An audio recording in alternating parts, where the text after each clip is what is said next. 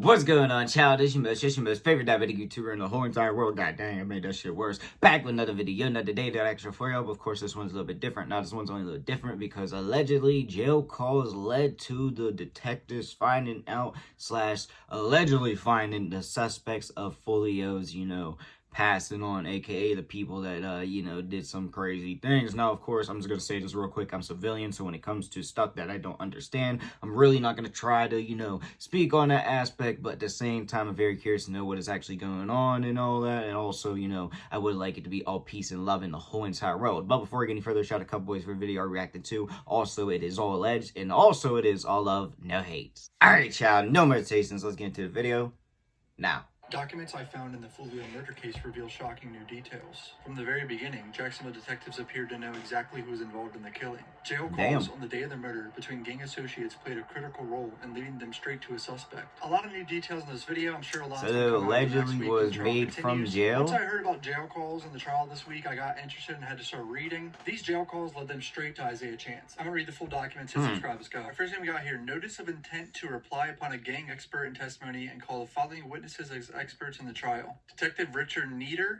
of JSO to provide expert testimony regarding ATK gang and Jacksonville gang activity. Detective Craig Griffin, another JSO detective, to provide expert testimony regarding 1200 gang and Jacksonville gang activity. Detective Trey McCullough, JSO, to provide expert testimony regarding they had a whole collab of motherfuckers for this shit. And Detective Christopher Drabeck to provide expert testimony regarding Jacksonville gang activity. So I would imagine all of those detectives are going to testify next week. And honestly, you know how I feel about gang detectives, and the YSL trial was horse shit, because they are just interpreting gang language and pretty much assuming a lot of shit. I get they can know certain gang terms, but calling them an expert in a trial seems a little fishy to me. Another interesting thing I found deep in the records today: motion to withdraw as attorney of record from last December, so 10 months ago. One of Alicia's attorneys didn't want to be her attorney anymore. So I was like, who is this? Multiple grounds for withdrawal. On November 1st, 2024, undersigned counsel entered its notice of appearance as co-counsel in his case to represent Ms. Andrews. Undersigned counsel and lead counsel for the defense have irreconcilable differences that make it uncomfortable for the undersigned to continue representing Ms. Andrews as co-counsel.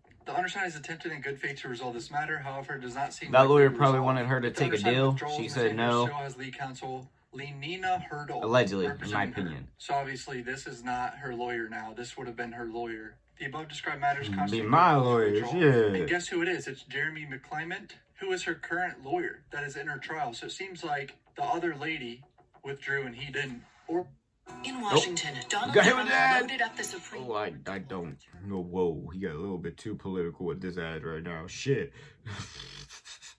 Him over her, but it seems like they had some sort of disagreement over how to do this trial and didn't want to do it together. Now here's where things get really interesting. I found the affidavit on the file system, which goes over pretty much the entire murder, how they tracked him, how they did anything. It's pages and pages of this shit. It starts with a 911 call of the shooting and everything, right? We already saw a lot of this in the trial already. 2 of the shooters armed with ARs, 1 with a pistol.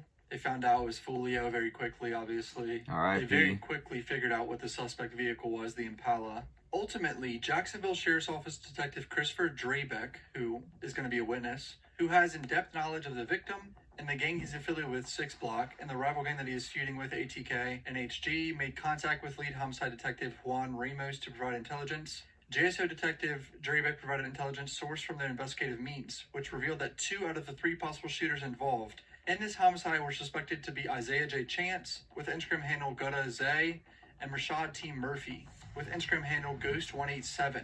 So somehow, some way, this detective from Jacksonville, not even in Tampa, already knew who was involved in the shooting.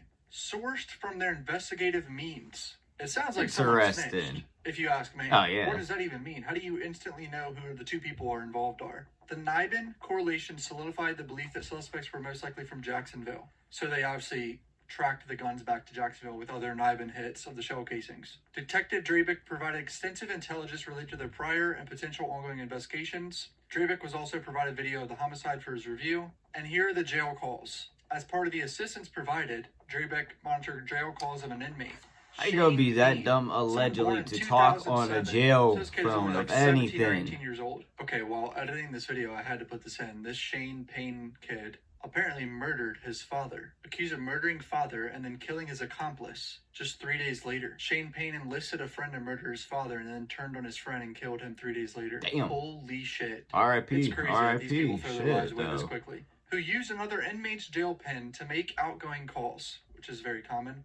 While doing so, Payne called females and utilized them to make three-way calls, which is a common way to conceal who the inmate is actually talking to. I've seen this so many times in cases. In the Weissel trial, the Melly trial, like literally every trial, they're always doing three-way calls. I think Lil Durk did it and got in trouble. Detective Drabeck has monitored a large number of Payne's calls and has had personal contact with him in the past and is familiar with his voice. On 6/24/24, the day of the murder, I think, the morning after pretty much, Payne made 2 calls of immediate interest, both utilizing another inmate's pen and a female to call another party on three-way. During the first call, he says to add Shots, who is known by Detective Drabeck to be Tayshawn Thomas, born in 2000, a local rapper known as Tay Shots. During this call, Thomas says he is sipping on Don Julio, which Detective Drabeck has learned is a diss to the victim in this case and who is known as Foolio. During the same call, Payne refers to Double G, known to Detective Drabeck to be Isaiah Chance, also known as Gutta, did OT with the big rapper. Drabeck knows from experience and knowledge that the big rapper refers to the victim in this case and OT refers to violent crime.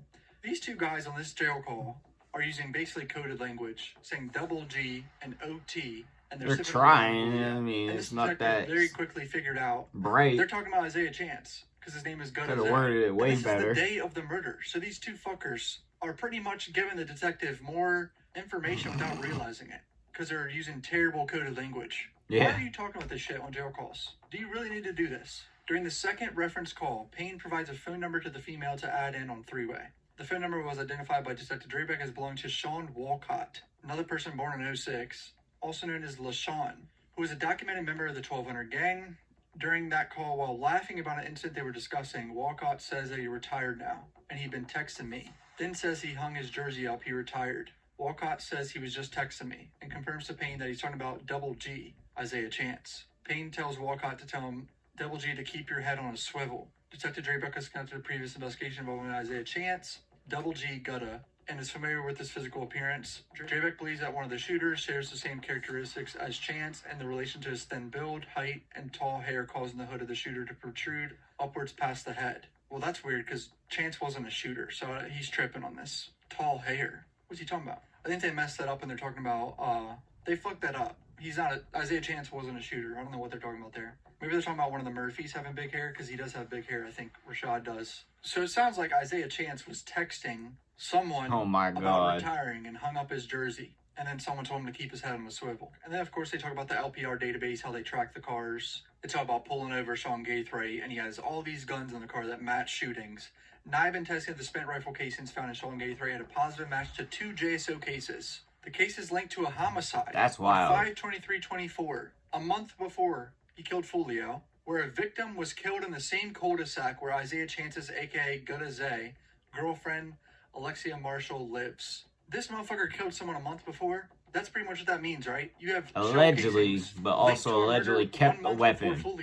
I mean, this guy is a crash-out shooter. This is fucking terrifying. This guy did not care about life at all, or his life. He threw his allegedly, life away. no. The second case the rifle casings linked to was a JSO case on 10/7/23, which was the attempted murder where the victim, Julio, was shot in the foot in Jacksonville. At Isaiah Chance's house, they found a Glock 9mm pistol with extended magazine, notes detailing Glock switches in a notebook, a backpack containing dark clothing, and a ski mask consistent with the type of clothing that shooters and the Tampa homicide wore. JSO detectives also observed a drawing with fists making a thumbs down symbol and the word bully down, which indicate they knew from their intimate knowledge of the rivalry between ATK and 6 Block gangs was a... Are you looking for the most affordable way? Nah, low-key, that shit makes me think the system crash when these ads be popping up. I didn't know Isaiah Chance had all that in his house. That's insane. The clothing, the ski mask, a Glock. These boys, did they even try to cover up I'm gonna say, damn, they just also let that did shit search all warrant out in the on, open. There you go. Gaithry's house where they found more 9mm spent casings. NIBIN hit matched the casings to the homicide. Like, you're literally so cooked. You're keeping shell casings in your house that are linked to a homicide. Another document I found, defense trial witness list. So these are people that the defense can call if they want to, if they decide to, during trial. After the state does their case, they have a chance to. Jasmine Glennon, I don't know who that is. I don't know who majority of these people are. I only know a few. Damali, Kyle, Anthony Alava, Kyla Enright. Oh, this Kyla person was someone that they tried to get the location of Foolio from.